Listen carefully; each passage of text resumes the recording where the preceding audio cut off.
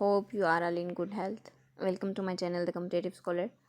So, our today's lecture of town planning and urban management is urbanization and its effect on the environmental urban areas. First of all, we have to know that what is urbanization. So, urbanization is the intervenence in the perspective of people living in town and cities. It occurs because people move from rural areas to urban areas. This usually occurs when country is still developing. So this process has significant effects on the environment of urban areas both positive and negative.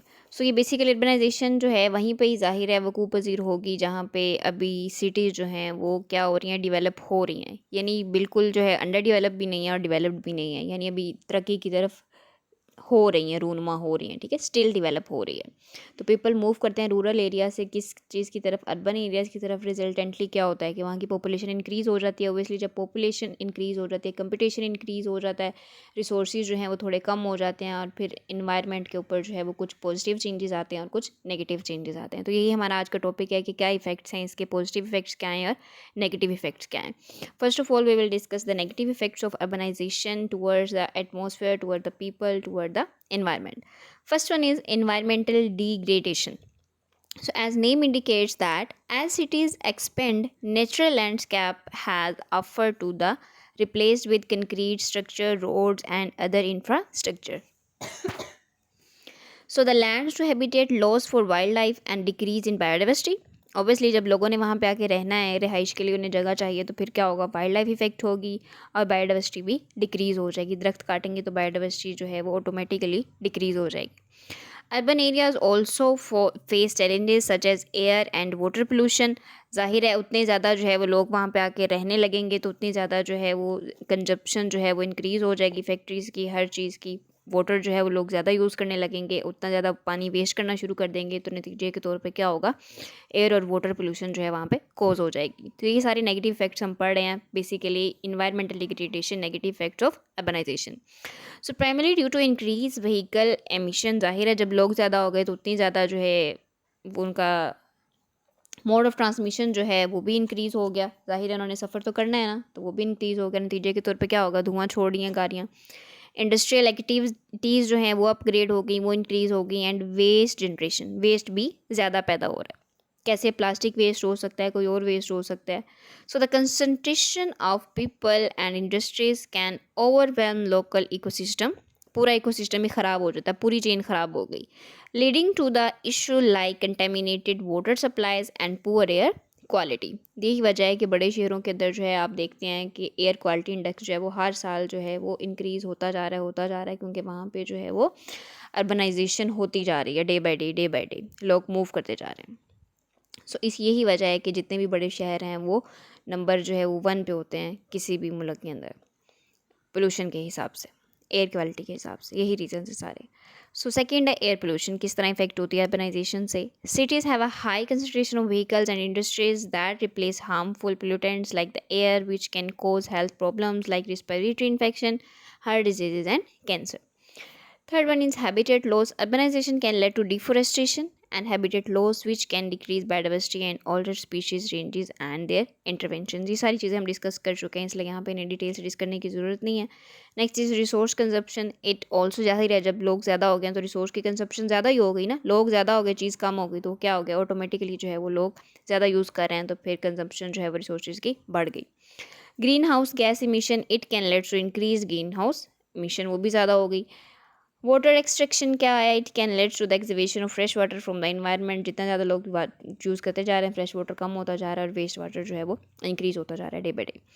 Land pollution भी cause होती है, it can land to increase land pollution. So now we will discuss the positive effects of urbanisation. It can leads to more efficient use of resources. अब हम देखेंगे कि efficient किस तरह से है। आप इसको इंटर रिलेट करके पढ़ेंगे तो याद करने में आसानी होगी। जनरल सा टॉपिक है, इसमें कोई ऐसा है नहीं इतनी कोई रॉकेट साइंस की इसको समझना हो, या फिर इसमें कोई थ्योरी हो, या फिर इसका कोई जो है वो मॉडल हो। जस्ट जनरल सी आम सी बातें सारी। So higher population densities can support public transportation system, reducing the reliance on personal vehicles and lowering overall emission. Urban areas can also foster innovation in sustainable practices such as green architecture, and renewable energy initiative which can mitigate some of the negative environmental effects.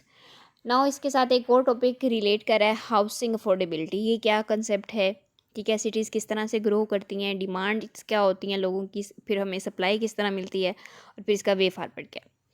So, not only being able to afford to buy or rent a house, but also being able to live in it is called housing affordability. So it depends on different factors like house maintenance, sustenance of needs, and loan return. World Bank introduced some methods of affordability, including first one is median income method. So the house is priced 3 times or less than annual income of household, तो फिर भी हम afford कर सकते हैं। Secondly क्या है, residual income method. Residual income method, अब क्या ये कंसेप्ट आपने समझना है कि घर पर जितना भी हमारा खर्चा होता है, हमारा बजट है, ठीक है, जिसमें हमने ग्रोसरी करनी है, किसी चीज़ का रेंट देना है और बीमारी का, मतलब जो बेसिक बेसिक किसी एक घर की नीड होती है, वो सारा खर्च करने के बाद इतना पैसा बच गया है कि हम जो है वो बेसिक नीड्स को पूरा कर सकते हैं, ठीक है। यानी कोई अचानक बंदा बीमार हो गया है या फिर कुछ और इस तरह के मसले हैं, खर्चे करने के बाद जो एक्स्ट्रा पैसे होते हैं, ठीक है, सो उसे बोलते हैं रेजिड्यूल इनकम। जैसे रेजिड्यू का क्या वर्ड है, अगर आपका साइंटिफिक बैकग्राउंड है, साइंस बैकग्राउंड, रेजिड्यू का क्या मतलब है, जो चीज़ पीछे बच जाती है, ठीक है। तो इनकम से यानी यूज़ करने के बाद जो हमारे डेली मंथली का खर्चा है, सॉरी, तो वो करने के बाद जो बच जाती है अमाउंट, वो क्या है, रेजिड्यूल इनकम मेथड। उसके ज़रिए भी हम हाउस अफोर्डेबिलिटी कर सकते हैं।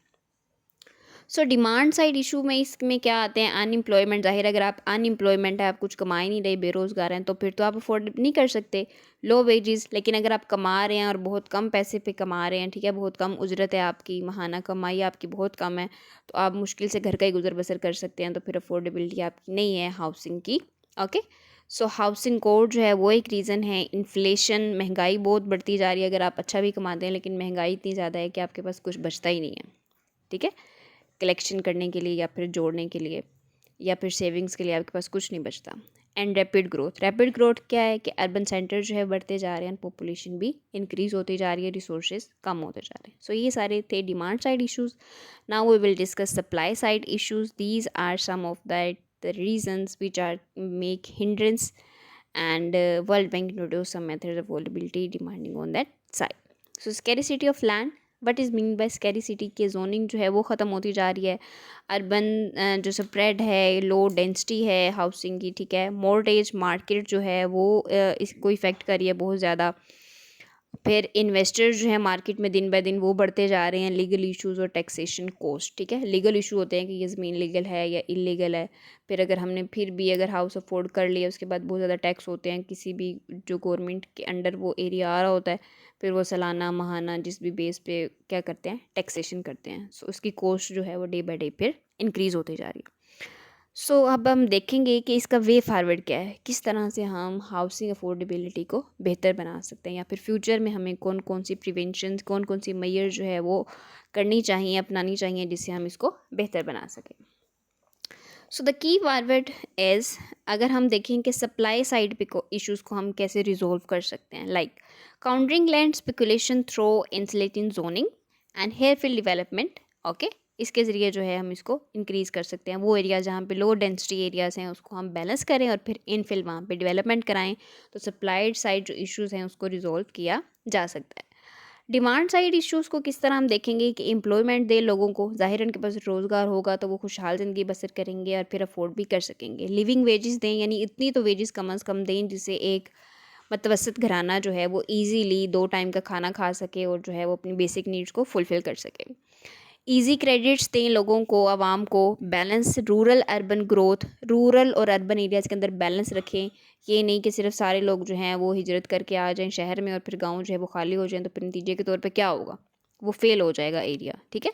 बेसिक फैसिलिटीज़ दें रूरल एरियाज़ में भी, ताकि लोगों को जो है वो बार बार अर्बनाइजेशन की तरफ या फिर शहरों की तरफ रुख ना करना पड़े। ज़ाहिर है जब एक बंदे को सारी सहूलियात गाँव में ही मैसर होंगी तो वो क्यों आएगा छोड़ के शहरों में। लोग इसीलिए आते हैं ना, ताकि हमें ज़्यादा जो है वो पैसे कमाने के मौके मिलें, या फिर जैसे अब बड़े बड़े हॉस्पिटल होते हैं वो गांव वगैरह में नहीं होती, छोटी छोटी डिस्पेंसरीज बनी होती हैं, क्लिनिक होते हैं लोकल। तो बड़े शहरों में जो है वो बड़े हॉस्पिटल्स होते हैं, बड़े स्कूल्स होते हैं, गाँव में ये सारी फैसिलिटीज़ नहीं होती, इसलिए लोग प्रेफर करते हैं कि हम शहर की तरफ कूच कर जाएँ। तो अगर यही सारी फैसिलिटीज़ उन्हें गाँव में मिलेंगी तो फिर जो है वो बैलेंस मेंटेन हो जाएगा रूरल एरियाज़ में भी और अर्बन एरियाज़ में भी। फिर लैंड जो है वो हम प्राइवेट जो है वो ट्रेडेबल कर दें, ठीक है। इंडिया में ये चाइना में हो रहा है कि ज़मीन की तिजारत वो कर रहे हैं। लैंड के मसले को हल करने के लिए जो है कम्युनिटी ओनरशिप को इस्तेमाल कर सकते हैं, या फिर जो है वो हम लैंड को अच्छे तरीके से यूज़ कर सकते हैं। Innovation in material and design, मोर्टेज market को जो है वो इंक्रीज़ करें, और जो अपने प्लान्स हैं उन्हें आप बिल्ड करें, ताकि वो जो है दिन बाय दिन अच्छी तरह से मेंटेन होते रहें। Next is incentive is affordable having project, lowering taxes and bureaucratic handles. ये सारी वो बातें हैं जिनसे हम इम्प्रूवमेंट ला सकते हैं। लेकिन अगर हाउसिंग अफोर्डेबिलिटी ना हो तो फिर क्या होगा, अर्बन स्लम्स बन जाएंगे, और फिर अर्बन इन्वायरमेंट जो है वो दिन ब दिन ख़राब होता जाएगा। एपी सेंटर्स बन जाएंगे, क्योंकि इनका ड्रेनेज सिस्टम जो है वो ना होने के बराबर होता है, और उनमें से कुछ जो है वो इस तरह के होते हैं जिनकी अर्बन इकोनॉमी, हेल्थ, वाइटलिटी जो है उसके ऊपर भी फिर बहुत ज़्यादा गहरा असर पड़ता है। So how does city grow, ये क्वेश्चन अगर आ जाए कि हाउ डज सिटी ग्रो, कि शहर जो है वो किस तरह ग्रो करते हैं, इसका क्या मतलब है इन शॉर्ट, कि अर्बन ग्रोथ किस तरह से होती है, ठीक है। How does city grows mean urban growth, how urban growth develop. So ये डिवेलप होती है किन किन चीज़ों से, ये अभी हम सारे 1 बाय 1 पॉइंट्स डिस्कस करते हैं। First one is ribbon development. Ribbon development क्या होती है कि कम्युनिकेशन रूट्स जो है वो क्या हों, डिवेलप हों, ये पॉजिटिव डेवलपमेंट के अंदर आता है। यानी कि रिबन डेवलपमेंट का क्या मतलब है, एक हाउसिंग स्कीम, एक टाउन आपने एक जो है एरिया प्लान किया है, तो उसके अंदर कम्युनिकेशन के रूट्स हों जिससे आप एक दूसरे के साथ कम्युनिकेट कर सकें easily. So this is a ribbon development. तो अर्बन ग्रोथ तब होती है जब वहाँ पे रिबन डेवलपमेंट मौजूद है। Second is urban sprawl. ये सारी टर्मिनोलॉजीज हैं, इन्हें आपने समझना है। Second is urban sprawl. Urban sprawl means low density housing with high communicating distance. So density housing की क्या होगी कम, लेकिन कम्यूटिंग डिस्टेंस जो है वो क्या होगा, हाई। तो इससे क्या होगा, सिटी ग्रो करेगी। Third one is satellite growth. Satellite growth means most plan and ideal city growth, ठीक है। मेन सिटीज़ जो होती हैं फिर उसके साथ डिफरेंट सैटेलाइट्स जो हैं वो उसके साथ लगी होती हैं। जैसे अब अगर हम मिसाल लें उकाड़ा की, तो उकाड़ा क्या है, मेन सिटी। बाकी सारे जो छोटे छोटे से एरियाज़ हैं जैसे रेनाला है, दीपालपुर है, या कुछ और एरियाज़ हैं वो उसके साथ लगते हैं, जिससे हम कहेंगे कि ये सारे क्या हैं, सैटेलाइट्स हैं। लेकिन मेन सिटी क्या है, उकाड़ा। सो तब भी जो है वो ग्रोथ होती है सिटी की। ये मोस्ट प्लान और आइडियल अप्रोच है सिटी अर्बन ग्रोथ की। Next is scattered growth. Scattered growth क्या होता है कि मतलब मुख्तलिफ डायमेंशंस के अंदर हो रही है ग्रोथ, लेकिन उसका बैलेंस जो है वो इतना नहीं है, इसलिए इसको स्कैटर्ड ग्रोथ, यानी ग्रोथ तो हो रही है लेकिन जब वो स्कैटर हो गई तो फिर एक वो हमें एक कलेक्टिवली रिजल्ट नहीं शो करेगी। Next vertical growth. ये दोनों जो है एक दूसरे के ऑपोजिट हैं, स्कैटर्ड ग्रोथ और वर्टिकल ग्रोथ। वर्टिकल ग्रोथ क्या होती है कि एक चीज़ अगर कर रही है तरक्की, तो उसके साथ साथ ही दूसरी चीज़ भी तरक्की कर रही है। Next is concentric spread. Concentric spread आगे डिटेल से पढ़ेंगे। सीबीडी मॉडल, ठीक है। सीबीडी मॉडल क्या होता है कि डिफरेंट बाउंड्रीज होती हैं किसी चीज़ की, पहले एक होती है फिर दूसरी जो है वो वक्त के साथ साथ तरक्की करती जाती है। ये सीबीडी मॉडल आगे डिटेल से आएगा, ये इंपॉर्टेंट भी है पेपर पॉइंट ऑफ व्यू से। सो इसको तब हम डिटेल से करेंगे। Next is leapfrog development. Leapfrog development क्या है कि अगर एक शहर है, ठीक है, वहाँ पे आबादी बढ़ रही है, दिन ब दिन आबादी बढ़ती जा रही है, तो लोग क्या करेंगे, एक जोन को छोड़ के जो है वो दूसरे जोन में जाने का सोचेंगे कि हम उधर की तरफ मूव कर जाएं, और फिर पॉपुलेशन जो है वहाँ पे इंक्रीज़ होती जाएगी। फिर क्या होगा कि एक अगर फॉर एग्जांपल 2 शहर साथ साथ हैं, ठीक है, तो लोग क्या करेंगे कि जहाँ पे आबादी बढ़ रही है, लोग जो है वो उधर की तरफ मूव करने लग जाएंगे। तो ये एक नेगेटिव ग्रोथ मॉडल है, यानी एक एरिया से लोग जो है वो दूसरी तरफ शिफ्ट हो गए, एक जगह बिल्कुल खाली हो गई और दूसरी जगह जो है वो ओवर क्राउडेड हो गई। तो ये नेगेटिव ग्रोथ मॉडल है। ग्रोथ तो हुई लेकिन क्या, नेगेटिव हुई, क्योंकि एक एरिया बिल्कुल खाली हो गया, दूसरा जो है ओवर क्राउडेड हो गया, वहाँ पर रिसोर्सेज बिल्कुल ख़त्म हो गए, और पीछे जो है वो सारे रिसोर्सेज है लेकिन वहाँ पर कोई यूज़ करने वाला नहीं है। लास्ट है अर्बन इंक्रोचमेंट। अर्बन इंक्रोचमेंट का क्या मीनिंग है कि किसी की एक बाउंड्री है, किसी भी सिटी की, किसी भी टाउन की एक बाउंड्री है, तो किसी और सिटी जो है वो उसके साथ लग रही है। जैसे मिसाल के तौर पे उकाड़ा ख़त्म हो रहा है तो उससे आगे क्या शुरू हो रहा है, साहिवाल शुरू हो रहा है, ठीक है। तो ये इन दोनों की बाउंड्रीज आएंगे। एक लिखा होता है ना जब आप किसी शहर में एंटर होते हैं कि वेलकम टू उकाड़ा या फिर बाय बाय उकाड़ा, तो इस तरह के जो है वो लगे होते हैं पोस्टर्स वगैरह, ठीक है। तो ये क्या है, बाउंड्रीज़ होती हैं, हर एक चीज़ की लिमिट होती है। तो जब वो एक दूसरे के साथ लग रही होती हैं तो वो एक दूसरे के साथ क्या कर देती हैं, ओवरलैप। यानी कुछ एरियाज जो हैं वो इस तरह कंक्लूड करते हैं, समहाउ हम उसे कहते हैं कि ये एरिया उकाड़ा का है, समहाउ जो है वो हम कहते हैं ये साहिवाल का। जैसे फॉर एग्जांपल कादराबाद हम लगा लें या गैम्बर एरिया लगा लें, ठीक है, उकाड़ा का। तो हम ये क्या कहेंगे, ये उकाड़ा वाले कहेंगे कि ये क्या है, उकाड़ा का लास्ट जो है ये एरिया है, और साहिवाल वाले कहेंगे कि ये जो गैम्बर है ये साहिवाल का स्टार्टिंग एरिया है। तो ये क्या कर जाते हैं, ओवरलैप कर जाते हैं, इसे बोलते हैं अर्बन इंक्रोचमेंट। ठीक है, जब एक जगह हमने प्रिजर्व करनी होती है लेकिन वहाँ पे जो है वहाँ के रिहायशी लोग होते हैं, वहाँ पे रहने की वजह से वो क्या करते हैं, उसको ओवरलैप कर जाते हैं। According to World Bank report, by 2030 70% of the population will live in urban areas.